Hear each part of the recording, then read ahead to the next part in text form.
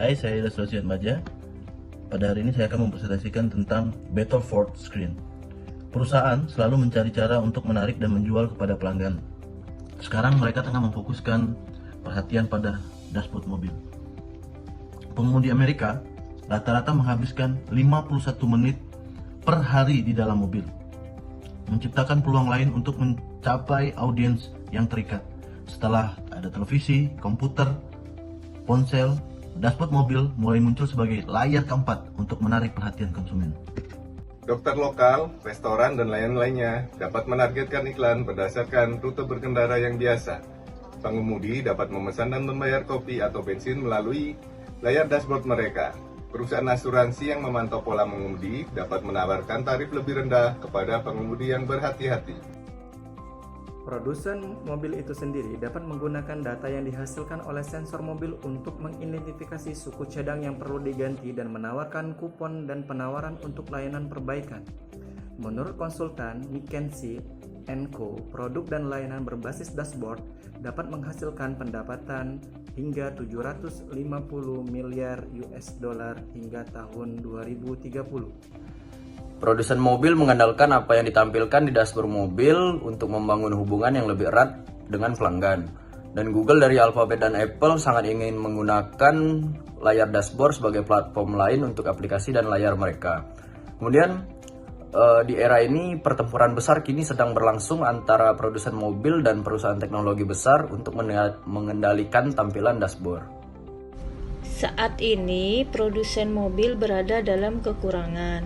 Model mobil baru dirancang beberapa tahun ke depan, dan pemilik mobil cenderung mempertahankan mobil mereka lebih lama daripada ponsel pintar mereka. Tampilan mobil yang lebih lama tidak dirancang untuk diperbarui seperti ponsel pintar. Google dan Apple telah mengembangkan perangkat lunak khusus untuk sistem tampilan mobil yang disebut Android Auto dan CarPlay, yang menampilkan aplikasi dari ponsel pintar pada layar tampilan kendaraan menggunakan ikon-ikon besar dan kontroversi suara untuk membantu pengemudi tetap fokus pada jalan dan tangan pada kemudi. Beberapa produsen seperti Chevrolet, Toyota, dan Volvo membuat tampilan dashboard mereka kompatibel dengan Android Auto dan Apple CarPlay.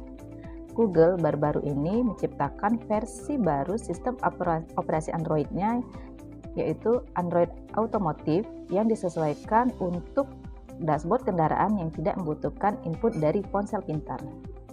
Produsen mobil seperti Ford dan Daimler AG percaya bahwa mereka akan lebih baik dengan mengembangkan aplikasi dashboard dan perangkat lunak sistem mereka sendiri.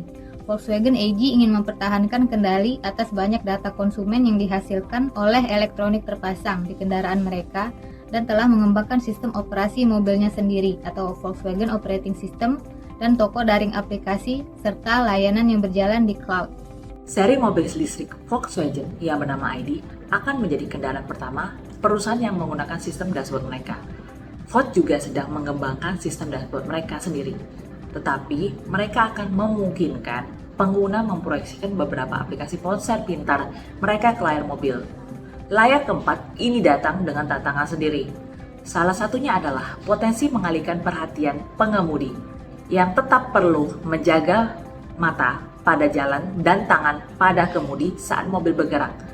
Pengenalan suara mungkin tidak berfungsi dengan baik bagi pengemudi yang melaju dengan kecepatan 70 mph di jalan raya, bersaing dengan angin dan kebisingan jalan, serta mencari sinyal yang mungkin hilang dan muncul. Kemudian layar keempat ini datang dengan tantangan sendiri. Salah satunya adalah potensi mengalihkan perhatian pengemudi, yang tetap perlu menjaga mata pada jalan dan tangan pada kemudi saat mobil bergerak.